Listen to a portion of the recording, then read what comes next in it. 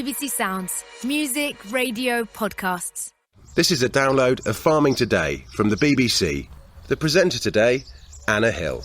Good morning. Poor access to mobile signals, internet, transport and health services is holding back the rural economy. If businesses can't actually connect with customers and can't connect properly with suppliers, they are held back. So there is a serious point, I think, about the ability of people to start up and grow a business, and indeed the contribution that the rural economy makes to the national economy. There are calls for legislation to ensure funds are set aside for rural services. We'll have more about that a little later on, and we start today on the border between urban and rural. This week we're exploring city farms. Gloucester City Farm faced closure in 2010 when the City Council needed to make financial savings, but a charity stepped in to take the farm into community hands. Imran Acher runs a 12-week foundation course in horse management for children, and some go on to compete in a pony race. A few have even competed at Cheltenham Racecourse. The project is run in conjunction with the Pony Racing Authority. Emily Hughes went to visit. This is Ruby. This is our biggest pony here. We're going to see if he's any good for pony racing, this one. So one of our kids might be racing on him this year.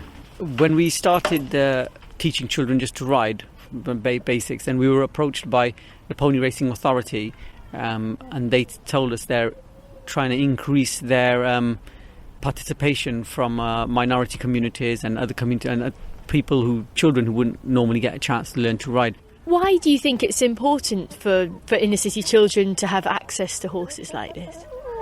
We have, regularly children who are withdrawn, maybe lacking confidence, want to interact through horses. They get all that, especially when they see someone like us from, we're also from the inner city. I went to school here and everything, and then they see that anybody can do it, and that's our approach. My name is Hidayah Ismail and I'm 13 years old and I come from inner city Gloucester. So I competed in September at Wolverhampton. So I started about a year ago, a bit more than a year ago, and I went up for 12 weeks every week. It really provides opportunities for people that don't have their own pony or who are unable to have lessons in other places.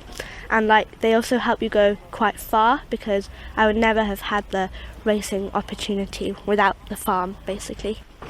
Come on. My name is Siwad Bayat and I'm 14 years old and I'm from Gloucester and I live in Hempstead.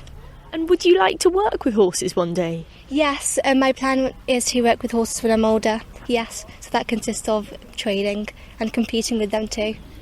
In 2018, the British Horse Racing Authority published its first diversity action plan to make the sport more inclusive. Imran believes that projects like this could be the way to start real change in the industry. It's a start, but you have to make change right at the bottom if you want to see changes at the top, if you want to see people competing. And then the other thing, it's not all about competition. The equine industry is huge, and there's all sorts of fields you don't even have to be a rider. You might be something else involved with horses. Now, there is a problem with recruiting stable staff in the racing industry. Do some of your students go on to work in the business? They haven't yet, because it's still early stages for us. But in other inner city projects, there definitely has been. What we've got here is just the initial start. And then our aim is that eventually they'll move on to bigger things. There's a lot of talent in the community, especially in the inner city children. You see them doing wheelies on their bikes around the streets and everything. And you think, if they have balance like that, they'll have balance on a horse. Imran Acher there at Gloucester City Farm.